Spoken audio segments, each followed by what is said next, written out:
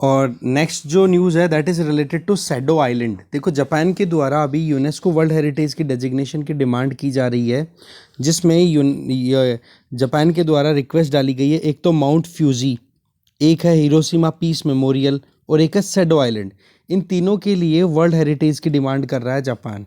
तो इसमें shadow island जो है ना, इसकी हिस्ट्री बहुत ही पेनफुल रही है कोरियंस के लिए। बेसिकली कॉलोनियल पीरियड के टाइम पे जापान ने 1500 से ज़्यादा मतलब कोरियंस को ला करके और यहाँ पर माइनिंग का काम करवाया था, जो कि बहुत ज़्यादा पेनफुल है।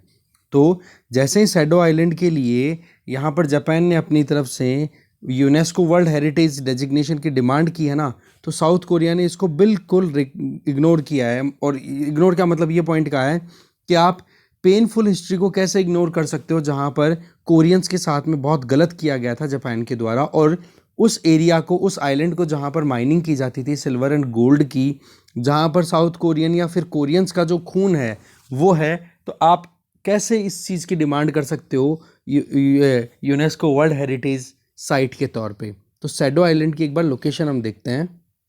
ये देखो यहाँ पर जापान है, जापान में यहाँ पर है ये सैडो आइलैंड, ये रेड वाला, ठीक है ना।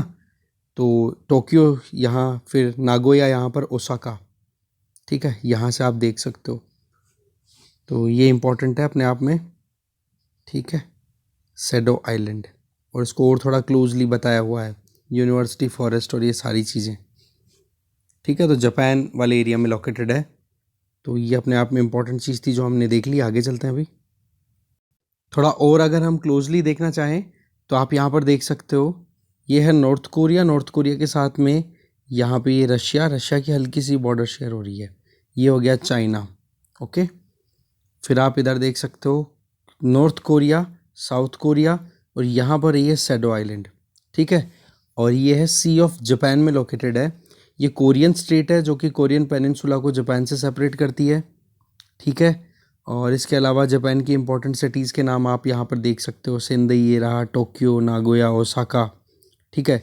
और जापान के जो इम्पोर्टेंट आइलैंड्स है जैसे कि क्यूशू, शिकोकू, होन्शू, ठीक है, ये इम्पोर्टेंट आइलैंड्स हैं मेन, क्योंकि आइलैंड कंट्री है जापान। और इसमें अगर नीचे आए तो यहाँ पर आप देख सकते हो ईस्ट चाइना सी, ओके। और इसके नीचे आ जाओ ओकिनावा। ये आइलैंड्स वो हैं जहाँ पर डिस्प्यूट चल रहा है चाइना और जापान के बीच में, ठीक है। अलग अलग नेम है, ठीक है, सेंकाकू एंड ओकिनावा, इस तरीके से नाम दे करके दोनों के बीच में डिस्प्यूट है। ये नॉर्दर्न पैसिफिक ओशन आ गया, ये फिलीपींस सी है ही। और नीचे इधर आओगे थोड़ा और नीचे तो इस तरफ आपको ताइवान मिल जाएगा और इस तरफ फिलीपींस मिल जाएगा, ठीक है। तो ये मैपिंग थोड़ी इंपॉर्टेंट है हमारे लिए, इसलिए हमने ये देख लिया। सैडो आइलैंड देख ही लिया हमने मोटा मोटा, ठीक है। और ये जो ऊपर वाले आइलैंड्स हैं ये क्यूरिल आइलैंड्स हैं, इधर वाले, इनको लेकर के भी डिस्प्यूट रहता है रशिया और जापान में, ठीक है ना। तो आगे चलते हैं अभी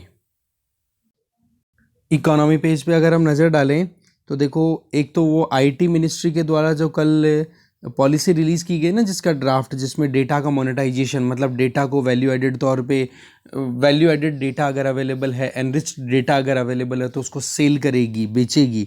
तो उसको लेकर के एक्सपर्ट्स के कंसर्न आने शुरू हो गए हैं। तो मेन कंसर्न्स को हम हाईलाइट कर लेते हैं एक बार। तो मेन कंसर्न्स की अगर बात करें तो कल वाली बात तो वो आई गई फिर भी, है ना। तो एक तो कंसर्न क्या दिया जा रहा है कि हमारे पास में अभी डेटा प्रोटेक्शन लॉ अवेलेबल नहीं है। तो हमें कम से कम एक लॉ तो अवेलेबल हो कि हमें कौन सा डेटा बचाना है, कौन सा डेटा पब्लिक किया जा सकता है, किसको प्राइवेट सेक्टर एक्सेस कर सकता है। तो उसके लिए कम से कम डेटा लॉ तो होना चाहिए। एक कंसर्न तो ये बताया जा रहा है एक्सपर्ट्स के द्वारा। दूसरा कि जो बड़ी टेक्निकल कंपनीज, टेक्नोलॉजी कंपनीज हैं, जो ऑलरेडी अपने एक बिजनेस मॉडल में इस चीज़ का यूज़ करती है, क्योंकि उनके पास में भी डेटा कलेक्शन अच्छा खासा होता है ना। और वो भी फिर अपने उस डेटा का मोनेटाइजेशन करती हैं, डेटा को सेल करती हैं। तो उस केस में सरकार एक तरफ, गवर्नमेंट एक तरफ करने लग गई और ये बड़ी कंपनियां हैं वो भी करती हैं। तो आप देखो इनको ऑब्जेक्शन होगा कि नहीं, कि भाई हम जो काम कर रहे हैं वही सरकार करने लग गई, तो फिर फ़र्क क्या रह गया हम में और सरकार में, ठीक है। तो ये दो कंसर्न तो मेन हो गए। इसके आगे एक्सपर्ट्स का ये कहना है कि जो बिजनेस मॉडल पे जिस पे काम कर रहे हो, लार्ज स्केल डेटा कलेक्शन पे, उसके लिए जिन कंपनीज को आपने प्रमोट कर रखा है, वो कंपनी अगर डिस्करेज्ड फील करेंगी तो फिर सरकार कहाँ पर सोशलिस्ट, कहाँ पर एक कह सकते हैं ना कि कॉम्पिटिटिव मार्केट की कहाँ बात कर रही है।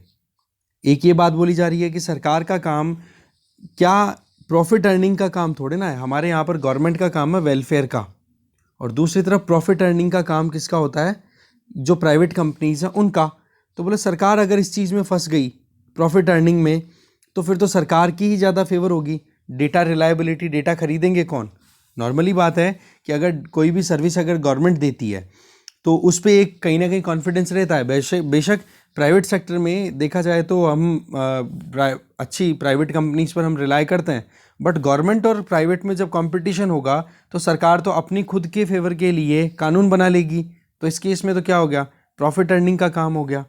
सरकार की तरफ से इन बातों के बारे में पहले भी कहा जा चुका है इकोनॉमिक सर्वे 2018-19 में कि डेटा मोनेटाइजेशन करेंगे। इसका मतलब कि कुछ डेटा सेलेक्ट किया जाएगा और उस डेटा को कॉमर्शियल यूसेज के तौर पे बेचा जाएगा। पर वही चीज़ है, सरकार फिर कैसे काम करेगी? पैसे की ज़रूरत है तो और तरीके बहुत हैं।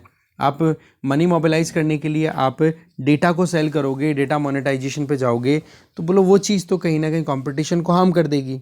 दूसरा ये कंसर्न आया कि डेटा इस तरीके से अगर आप बेचोगे तो हमारे यहाँ पर बहुत सारे तेज़ दिमाग के लोग हैं, या पूरी दुनिया में बहुत सारे तेज़ दिमाग के लोग हैं जो कि उस डेटा को रिवर्स इंजीनियर कर सकते हैं। मतलब रिवर्स इंजीनियर्ड, इसका मतलब डेटा मिल गया, डेटा से उस डेटा को क्रिएट करने वाले इंडिविजुअल तक अप्रोच बना ले है, मतलब डिकोड करते करते हैं, इसको रिवर्स इंजीनियरिंग बोलते हैं। मतलब एक मशीन आपने बना दी, मशीन आपने खरीद ली और उस मशीन को खोल करके पूरी समझी आपने मैकेनिज्म, और आपने खुद ने अपनी मशीन लॉन्च कर दी, तो इसको क्या बोल दिया, रिवर्स इंजीनियरिंग। तो ऐसे में डेटा की भी रिवर्स इंजीनियरिंग हो सकती है और एक इंडिविजुअल जिसने डेटा जनरेट किया है उसको हार्म पहुंचाया जा सकता है। फिर एक कंसर्न ये है कि हाई वैल्यू डेटा सेट की बात की गई है कि भाई हाई वैल्यू डेटा सेट है उसको देखा जाएगा जिसमें ज़्यादा से ज़्यादा पैसा गवर्नमेंट अपने हिसाब से अर्न कर सके। तो सवाल ये है कि आप कैसे चेक करोगे कि कौन सा डेटा सेंसिटिव है, कौन सा पर्सनल है, किसको शेयर करना है, किसको नहीं? आपके पास में कोई स्टैंडर्ड ही नहीं है। कम से कम पहले एक लॉज तो लेकर के आओ, लॉ तो आपके पास अवेलेबल हो जिससे ये पता कर सको कि हाँ जी किस डेटा की प्राइस कितनी रहने वाली है, ये किस बेसिस पे आप डिसाइड करने वाले हो। वो स्टैंडर्ड्स फिक्स करने के लिए आपके पास में डेटा लॉ होने चाहिए। फिर बात आ जाती है कि इंडिया डेटा एक्सेसिबिलिटी और use previous policy purpose. That means कि आप डेटा जो अवेल करा रहे हो उसको कौन कौन से सेगमेंट्स के लिए अवेल कराने वाले हो, आइडेंटिफाई करना। हाई वैल्यू डेटा सेट आप बात कर रहे हो, उसमें ये भी तो देखना पड़ेगा ना कि हमारे लिए कितना ज़्यादा वो कंसर्निंग है। कहीं पता पड़ा कि डेटा आपने शेयर कर दिया और उसकी वजह से टेरिटोरियल इंटेग्रिटी या सॉवरेनिटी या नेशनल इंटरेस्ट को हार्म पहुंचने लग गया, या पब्लिक ऑर्डर को कहीं बिगाड़ दिया उसने। तो वैसे तो बोलने को कहा गया है, ये जो पॉलिसी है, जो डेटा शेयर पॉलिसी जो कल हमने बात की थी, इसमें एक सेंट्रल इंडिया डेटा ऑफिस है वो क्रिएट किया जाएगा, ठीक है, ministry of electronics and information technology के अंडर में। दूसरा, हर एक मिनिस्ट्री के अंडर एक डेटा मैनेजमेंट यूनिट होगी जिसको हेड कौन करेगा, चीफ डेटा ऑफिसर। ओके, अब ये जो चीफ डेटा ऑफिसर है इसके साथ में इंडिया डेटा ऑफिसर भी होंगे, और ये chief data officer plus India data officer मिलकर के क्या बनाएंगे, इंडिया डेटा काउंसिल। ठीक है, तो बोला इस तरीके से ओवरऑल हर एक मिनिस्ट्री के लिए सेपरेट एंटिटी क्रिएट होगी। पर मुद्दा ये है कि कैसे ये काम करेगा, ये सारी की सारी क्लैरिटी अभी आनी बाकी है। तो कंसर्न्स जो थे वो हमने देख लिए और बाकी प्रोविज़न है उनको भी हमने थोड़ा रिवाइज कर लिया। ओके, आगे चलते हैं। अब हम बात करेंगे एक्सप्लेन पेज पे। देखो यूक्रेन में क्या इशू चल रहा है, इसमें बहुत ही इंपॉर्टेंट पॉइंट्स है। बेसिकली हमें आइडिया लगेगा कि यूक्रेन का पास्ट क्या है, ठीक है। दूसरा हम देखेंगे कि पुतिन पर 2014 में भी सैंक्शंस लगाए गए थे, उसका कुछ असर नहीं पड़ा। अब आप सैंक्शंस लगा रहे हो तो उनसे क्या होगा, कुछ लगता नहीं है कि कुछ हो पाएगा।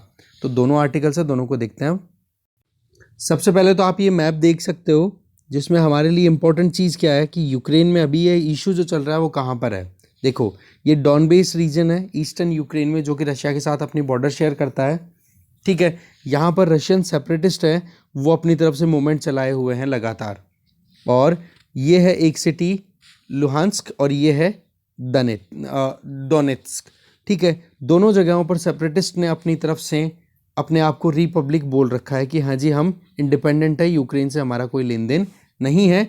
और यहाँ पर ये जो दो मेन सिटीज़ हैं इनमें जो सेपरेटिस्ट हैं वो रशियन है, ठीक है, रशियन मेजॉरिटी है। तो इस तरीके से यूक्रेन में ये एक डॉनबेस रीजन है, बहुत ज़्यादा इशू हाईलाइटेड रहता है। और ये बॉर्डर है जहाँ पर एक तरफ तो सेपरेटिस्ट है और दूसरी तरफ यूक्रेनियन फोर्सेस हैं, दोनों के बीच में कॉन्फ्लिक्ट चलते रहते हैं। और ये जो नीचे जो वाटर बॉडी है that is sea of Azov, ये बोला जाता है इसको, ठीक है। तो अब देखते हैं आर्टिकल में क्या दिया हुआ है। ये तो आपको पता ही है कंटेक्स्ट क्या है कि रशियन प्रेसिडेंट व्लादिमीर पुतिन ने रिकॉग्नाइज कर लिया है इनको, ठीक है, दोनों को, रिपब्लिक्स को। तो ऐसे में यूरोपियन यूनियन और यूएस एक तरफ, रशिया और रशिया के लाइक माइंडेड कंट्रीज दूसरी तरफ, दोनों के बीच में टेंशन्स बहुत ज़्यादा बढ़ गई है। तो दो एरियाज़ किस तरीके से हाईलाइटेड है, देखो 2014 में क्रीमिया में एक रेफरेंडम कराया जाता है और उस रेफरेंडम में ये होता है कि क्रीमिया के लोगों ने फाइनल, क्रीमिया कहाँ पर है, ये लोकेशन यहाँ पर देख सकते हो, ये यूक्रेन वाला एरिया ना, ये है यहाँ पर क्रीमिया, ठीक है। तो ये अभी रशिया के अंडर में है। तो यहाँ पर रेफरेंडम कराया गया। रेफरेंडम में ये बताया जाता है कि बहुत ज़्यादा करप्शन हुआ था, क्लियर रेफरेंडम नहीं था और वहाँ के लोगों ने रशिया के फेवर की बात कर दी और रशिया ने एनेक्स कर लिया, मिलिट्री ऑपरेशन के बेसिस पे मिला लिया खुद में। उसी टाइम पर हवा मिल गई डॉनबेस वाले एरिया में भी जो सेपरेटिस्ट है उनको कि क्रीमिया अगर रशिया के साथ मिल सकता है तो हम क्यों नहीं। तो उन्होंने भी अपने आप को रिपब्लिक डिक्लेयर कर दिया और अपना एक पूरा आंदोलन चला रखा है पिछले 7 सालों से कि कैसे भी करके हमें यूक्रेन से अलग होना है और रशिया के साथ ज्वाइन करना है। अगर हम देखें डोनेट्स्क, ये 20 लाख लोगों की पॉपुलेशन की सिटी है जो कि अपने आप में बहुत इंपॉर्टेंट है। ये जो डॉन बेस रीजन है ना, उसी में लोकेटेड है दोनों सिटीज़। डॉन बेस कॉल रिजर्व के लिए बहुत फेमस है यूक्रेन में, ठीक है। इसके अलावा यूक्रेन की 5th लार्जेस्ट सिटी भी है। इसके अलावा दूसरी ही तरफ, और ये मेटलर्जी इंडस्ट्री, दैट मीन्स ये जो आयरन, कॉपर, इनके स्मेल्टिंग से संबंधित यहाँ पर बहुत बड़ी बड़ी इंडस्ट्रीज लगी हुई है। लुहेंस्क, ये भी एक देखो इंडस्ट्रियल सिटी ही है, यहाँ पर भी मेटल इंडस्ट्री बहुत ज़्यादा फ्लॉरिश हुई है और यहाँ की पॉपुलेशन भी 15 लाख है। तो ओवरऑल आप देख सकते हो दोनों सिटीज़ यूक्रेन के लिए बहुत ज़्यादा इंपॉर्टेंट है। पर यहाँ पर मुद्दा क्या है कि यहाँ पर लगभग 40% जो पॉपुलेशन है वो रशियन एथनिसिटी की है, मतलब रशियन कल्चर को फॉलो करने वाली है, ठीक है, डॉनबेस रीजन में। और ये जो रशियन जो है, रशियन एथनिक्स, ये लार्जेस्ट माइनॉरिटी है वहाँ की, ठीक है। मेजोरिटी तो यूक्रेनियन हो ही गए, उसके अलावा लार्जेस्ट माइनॉरिटी की बात करें तो यही है। तो इस तरीके से ही अपने आप में अपनी पूरी डिमांड कर रहे हैं कि कैसे भी करके हमें सेपरेट होना है। देखो, जब वर्ल्ड वॉर से पहले की बात करें तो पहले से ही ये डॉनबेस रीजन रशिया के लिए पहले हेडेक रहा और फिर अब यूक्रेन के लिए हेडेक बन गया है। डॉनबेस रीजन में स्टालिन, जो सेकेंड वर्ल्ड वॉर के टाइम पे यूएसएसआर का डिक्टेटर था, ठीक है ना, तो उसने अपनी तरफ से डॉनबेस रीजन को रिकंस्ट्रक्ट करने की कोशिशें की थी और रशियंस इसीलिए यहाँ पर आके सेटल हुए थे। फिर सेकेंड वर्ल्ड वॉर जब आउटब्रेक हो गया था ना, तब वॉर पीरियड्स के टाइम पे जो यहाँ पर यूक्रेन के लोग जो थे ना, उन्होंने, उनमें से कुछ लोगों ने तो नाजी जर्मनी के साथ सपोर्ट लिया क्योंकि उनका ये था कि कैसे भी करके रशियन सेटलमेंट को प्रॉपरली सेटल नहीं होने देना। मतलब यूक्रेन में टेंशन अभी की नहीं है, बहुत पुरानी है, ठीक है। आज अगर देखा जाए तो ये जो दो सिटीज़ है दोनेत्स्क और लुहांस्क, दोनों जगह पर जो नेटिव्स हैं, रशिया के जो नेटिव हैं, जो रशियन लैंग्वेज बोलते हैं, वो तो हैं ही, बाकी जो लोकल्स थे ना यहाँ के, उन्होंने भी रशियन लैंग्वेज को अपनी खुद की लैंग्वेज बना ली और अब जा कर के बहुत ज़्यादा जो एक होता है ना कि रशियन कल्चर, रशियन पॉलिटिक्स का बहुत ज़्यादा इन्फ्लुएंस इस एरिया में आने लग गया। अब आ जाओ रिबेलियंस जो हैं वो कीव के अगेंस्ट में क्यों। देखो 1991 में यूएसएसआर का डिसइंटीग्रेशन होता है 15 कंट्रीज़ में और उन 15 में से एक था यूक्रेन। अब आप देखो यूक्रेन जब इंडिपेंडेंट होता है ना, तब से यहाँ पर एक चीज़ चल रही थी कि कैसे भी रशिया की पकड़ जो है, रशिया क्यों छोड़ेगा अपनी पकड़ को, क्योंकि यूएसएसआर के टाइम पे, कोल्ड वॉर पीरियड पे रशिया की पकड़ अच्छी खासी थी इन 15 के 15 देशों में, इंक्लूडिंग रशिया इटसेल्फ, ठीक है। अब यहाँ पर क्या आ जाता है, यूक्रेन सेपरेट हो गया और यूक्रेन जो है, अब आप देख सकते हो मिनरल पॉइंट ऑफ व्यू से कितना इंपॉर्टेंट रहा, और दूसरा यूरोप से सेपरेशन के लिए यूक्रेन की लोकेशन। तो इस केस में क्या हो जाता है कि यूक्रेन की सेंट्रलिटी अपने आप में बन जाती है और यहाँ पर रिबेलियंस को हवा देनी शुरू कर दी रशिया ने। कब से? 1990 के बाद से ही, जब से डिसइंटीग्रेशन हुआ और रशियन लैंग्वेज को रिकॉग्निशन देना शुरू कर दिया धीरे धीरे। अब आप देख सकते हो कि जब से सोवियत यूनियन का डिसइंटीग्रेशन हुआ है तब से ये डॉनबेस रीजन में इंस्टेबिलिटी कंटिन्यू है। बेशक यूक्रेन अपने आप को सेपरेट करने में सक्सेसफुल रहा यूएसएसआर से, पर यहाँ पर जो इकोनॉमिक रिफॉर्म्स लाने थे उसके लिए वर्ल्ड बैंक ने हेल्प भी दी। हाँ, अब आएगा पर, तो ठीक है। पर सोवियत यूनियन की जो लेगेसी कंटिन्यू की ना, उसको रशिया बिल्कुल भुला नहीं पा रहा है। दूसरा, यूक्रेन में जिस तरीके से यूएसएसआर के डिसइंटीग्रेशन के बाद में सरकारी जितना भी माल था ना, क्योंकि यूएसएसआर सोशलिस्टिक पैटर्न पे था तो सरकार का काम ज़्यादा था, तो सरकारी मालों को बेच करके लोग वहाँ पर पैसे वाले बन गए। तो एक तरीके की नई ओलिगार्की निकल के आ गई। ओलिगार्की का मतलब कि कुछ लोगों का ग्रुप जो कि बहुत ही ज़्यादा इन्फ्लुएंसिव है, इन्फ्लुएंस करता है और सरकार के ऊपर अपना असर बना के रखता है। तो इन ओलिगार्कीज का, ये ओलिगार्क थे ना जो इन्फ्लुएंशियल इंडिविजुअल्स थे, इनकी पकड़ बहुत ज़्यादा हो गई डॉनबेस में। अब देखो बात ऐसी है, टाइम बीतने के बाद में स्टालिन ने अपनी तरफ से शुरुआत में 1930s के टाइम पे बहुत कोशिशें की थी कि कैसे भी करके साथ में लाया जाए, रशिया का रशियाफिकेशन किया जाए, दैट मीन्स रशियन कल्चर को प्रमोट किया जाए।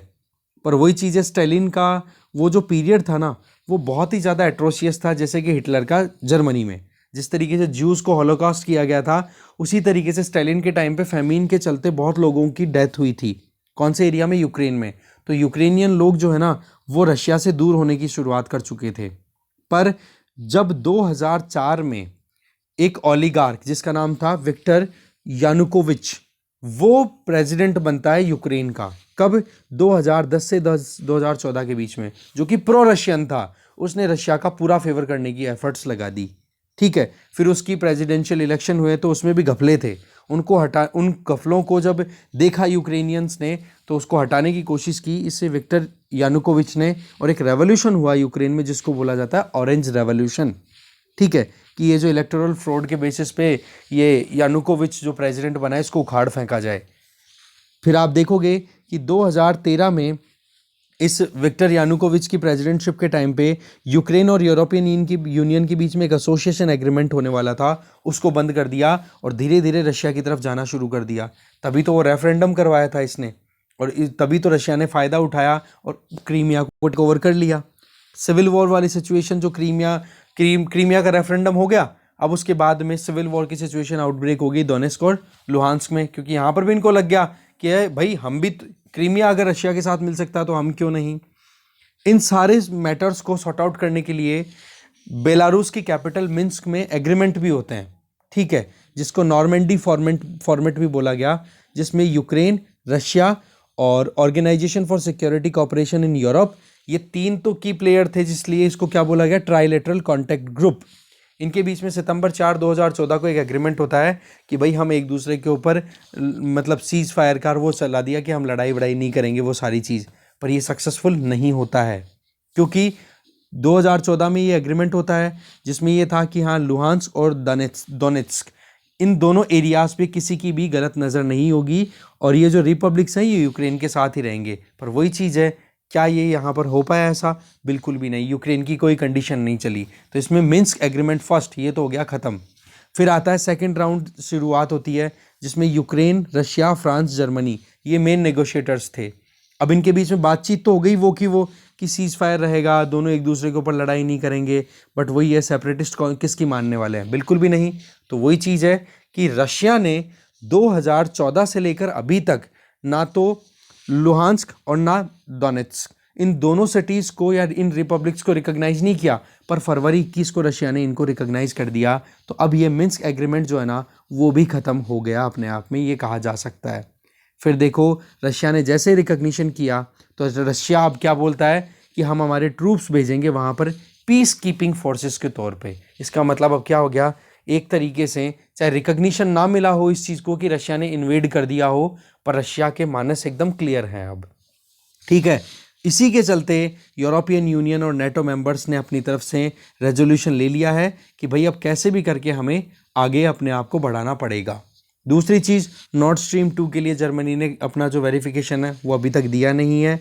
इसके अलावा जो बातचीत है वो अभी भी चल रही है। अब देखने वाली बात यह है कि ये लड़ाई ना होना तो ही ठीक है। वैसे तो यूएसए के जो स्टेट सेक्रेटरी है एंटनी ब्लिंकन, और दूसरी तरफ रशिया के फॉरेन मिनिस्टर सरगेई लेवरोव, इनके बीच में बातचीत होने वाली है, और जो फ्रेंच प्रेसिडेंट इमैनुअल मैक्रो वो भी कर रहे हैं कि कैसे भी करके बाइडन और पुतिन के बीच में एक मीटिंग हो जाए, पर ऐसा कुछ लग नहीं रहा है। पर ऐसा कुछ अगर नहीं होता है, लड़ाई अगर हो जाती है, तो पूरी दुनिया को ज़बरदस्त क्राइसिस का सामना करना पड़ेगा, ये चीज़ क्लियर है। तो ये कुछ हिस्ट्री थी जहाँ पर यूक्रेन और रशिया के क्या टेंशन्स थे वो हमने जाने। आगे चलते हैं।